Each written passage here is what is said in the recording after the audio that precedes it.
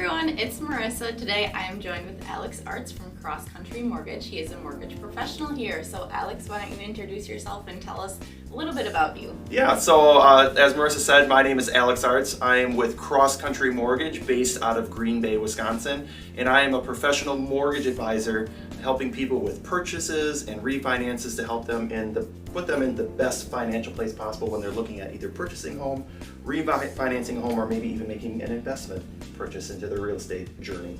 Awesome. How did you get into that? Yeah, so I had some connections with some people that I knew, and I was previously in the corporate world. And a couple of years ago, I decided to make the switch from corporate world into lending. I'm a very numbers-oriented person, so lending was kind of that natural progression in there. And one of the biggest things that I love doing is talking with people every single day. And that's the wonderful thing about my job is I get to meet brand new people, I get to help people on a daily basis. Awesome.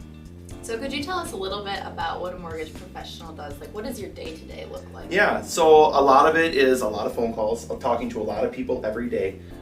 When I meet with clients and I talk to clients about their pre-approval process, it's really not just about the house. It's about giving them a full-blown education on finances. We're looking into things like credit. We look into things like their employment. We talk about savings, checking, retirement, things like that. And then we also talk about building a budget for them, giving them a full breakdown of everything that's going on in the mortgage process.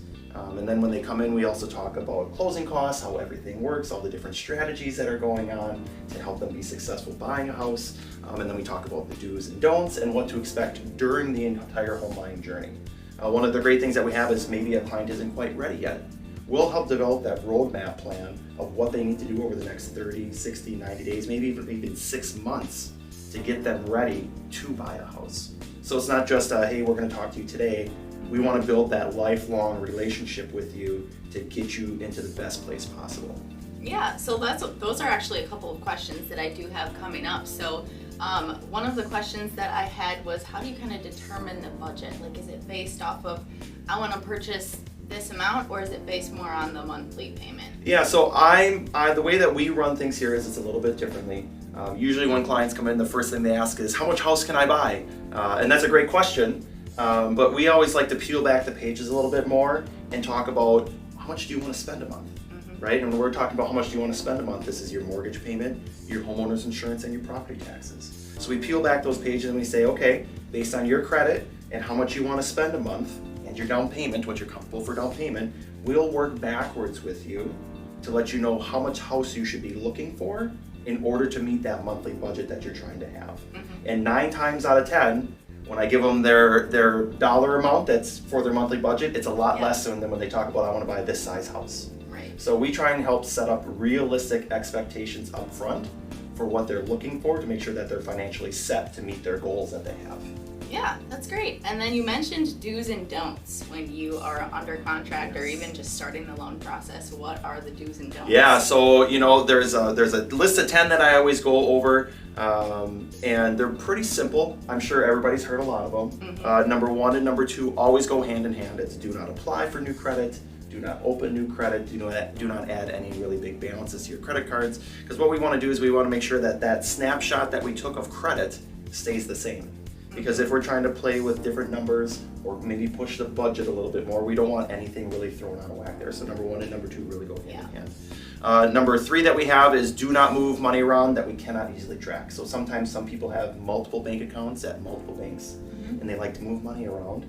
And the statements come out on different days of the month. So it keeps it really hard for underwriting to keep track where the money is going. So we always like to say, hey, wherever your money is, just kind of leave it there. Don't shuffle money around as we can. Another big one that we have is cash deposits. That's the big one. Everybody's like, oh, I have a lot of money that's sitting. Can I deposit it as cash? For the mortgage process, we really need a 60-day seasoning period before you can use it for cash. However, when you do have things like gifts are things that we can handle, things that we can explain and we can go through that process. So if you're a client that has a gift, just don't take the gift right now. We will work with you on getting all the paperwork set up to get those gifts in place to do that. So that we can use it for underwriting, so that you can use it. Number 5 is a very easy one. Just keep paying your bills on time. That is a very, very easy one, just keep paying your bills on time. We keep an eye out over that loan process to see if there's lates or derogatories that come in. So just keep paying your stuff on time. The next one is a very simple one. Just keep your job. Don't change your job, keep your job, kind of keep your employment where it needs to be.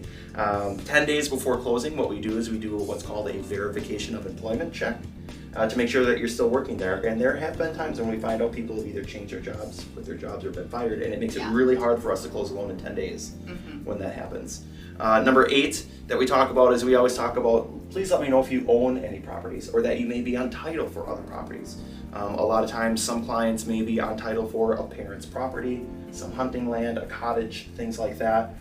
We need to make sure that we have that in the application because I need to debt you for them. And that might be the difference of being pre-approved or not for a certain loan amount.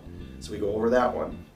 My other 10 commandment is more so on my end, is if there are any questions or if you want to change anything in any way or your financial situation changes, just give me a call, reach out to me. That's why I'm here. I'm a little bit different than a lot of other people. My availability is basically the same as Marissa's when it's all the time. So nights, weekends, if there's anything that happens, my phone is always on. It's a call or a text and I'll be able to answer it. And then the last one is always about, my business that I have is 100% referral based, and the biggest thing you can do is recommend me to somebody that you know. Yeah, well, that's awesome. And then what do you think the most important thing is to determine when you're choosing a lender? Yeah, so my biggest thing that I like to share with clients when it's talking about a lender is find someone that you trust, that you have a good relationship with, and that has availability. Those are really the 3 biggest ones, is that you trust, that's available, and that you can honestly get along with, because when we're working together with a client to try and get them to the finish line, to find them a house and be available, it's very important, especially if you're doing offers at nights or on weekends. You want to have somebody that's available that can run updated numbers or give you an updated pre-approval letter that you, like I said, ultimately trust to get the job done. Well, especially in a competitive market like we're still in right now. Yeah. So it's important to have somebody on call and ready to answer all your questions. Yeah. Can you tell us what the difference is between a local lender and a bank? Yeah, so a local lender and a bank it's kind of a different scenario. When we talk about banks are great. They're a great institution for what they do. They can help you do everything from buy a house to buy a car, to give you loans, checking, savings, things like that. When you're talking about a local lender, what we do, mortgages is all we do day in, day out. This is 100% our focus. Yeah. So when we have 100% focus that we're in here, we're able to give you a lot of transparency, a lot of education, a lot of professional knowledge and understanding of the entire process. And by doing that, we're able to do faster closings, smoother closings, and we also have a lot more products that are available to us that maybe a banking institution does not. Right. And more available on nights and weekends. Correct. Very much so. That's my big one, is I don't work banker hours. Yeah. So next is, can you tell us the difference between a credit score and a mortgage score? Yeah, that's actually a great question, and a lot of people ask this question when I show them their credit. They go, well, my Credit Karma says it's this, or I look at my credit card and it says this. Yeah. There's a consumer credit score and then there's a mortgage credit score. So when you're looking at your consumer credit score, which is really the one that you're seeing on Credit Karma or on your credit cards, they're looking at certain aspects of your credit. When we do what's called a mortgage credit pull, it's actually looking at a much more comprehensive list of everything that's in your credit history amongst the 3 credit bureaus. So a lot of times, the mortgage score is actually going to be lower than the consumer score that you see on Credit Karma and things like that. Yeah. Typically what I've seen is the most I've ever seen them off is about 70 to 80 points. Sometimes they're close, but sometimes they can be really far off. So that's one of the major differences, is a mortgage score is a lot more comprehensive and it looks at a lot more different aspects of your credit than the consumer one that you get, say, on Credit Karma. Yeah, that's super interesting. And then what does the process kind of look like from start to finish when you go for your pre-approval all the way up to closing? Yeah, so when it comes time to get connected with a client, there's always the introduction, right? The way that we always like to do it is either a group chat or a group call just to introduce the client. We have a short conversation, talk about what are you looking for, what's your goals, where are you looking to find a house, things like that. Number one, most important, is completing the pre-approval application. That is always most important, number one. We can't do anything until we get a full understanding of the situation. Yeah. Once the application is completed, then our team gets to work right away on processing everything, collecting documents, getting everything that we need so that we can do a full, in-depth pre-approval review of the finances. Once they have that, then I invite the clients to come into my office or do a Zoom meeting, whatever works, to do a no obligation mortgage education, kind of like we talked about before, where we're going to talk about credit and loan programs and down payment and building a budget and things like that. Once we have that and the pre-approval is all set, then I let the agent know that we're pre-approved with this loan program, this budget, and it's time to go shopping. Once the shopping time goes, this is where there's a lot of group chat and a lot of communication that happens. And I always let them know, hey, when you're looking for houses, do me a favor, just text me the address before you go look at it, so that what I can do is I can build a payment for you so that you know exactly the payment for that house before you go look at it. Yeah. That way, right, exactly, because you want to be able to understand, does this payment fit my budget? Does this house fit my expectations? Because what I don't want you to do is to go look at a house, then contact me and I run the payment and the payment doesn't work. Right. So once that happens and we find a house, then we'll put in an offer. Once you get an accepted offer, you come in, we go through all the numbers again, and then basically it's weekly communications with the client and all interested parties to make sure that it's a smooth transaction that closes on time. And we're here to hold your hand and make sure it's as stress-free as possible. Yeah, that's great. Thanks for explaining that to us. And then do you have any advice for someone who is looking to start a career as a mortgage professional? Yeah, absolutely. So if you're thinking about starting a career in lending, it's one of those fantastic jobs where there is a lot of reward, there's a lot of personality, a lot of personal touches that you get to have with people, with meeting people, helping people out, things like that. You can always utilize myself as a resource to look into it. One of the best ways that people build up into a lending career is they actually become an assistant first. And by doing a loan officer assistant or a mortgage advisor assistant, what they're able to do is they're able to see the applications come in, they're able to help collect documents, see what the qualifications are, understand guidelines, things like that. And then if they're like, yes, I love this, I want to originate loans and I want to help people buy houses, it's a matter of just taking the online classes, getting yourself educated, taking the test, and then getting your license, kind of like what you did when you did your real estate. So Alex, what kind of loan programs does your company offer to clients? Yeah, so we actually have quite a portfolio of products that we can actually offer our clients to help them buy a house. We have the standard conventional product.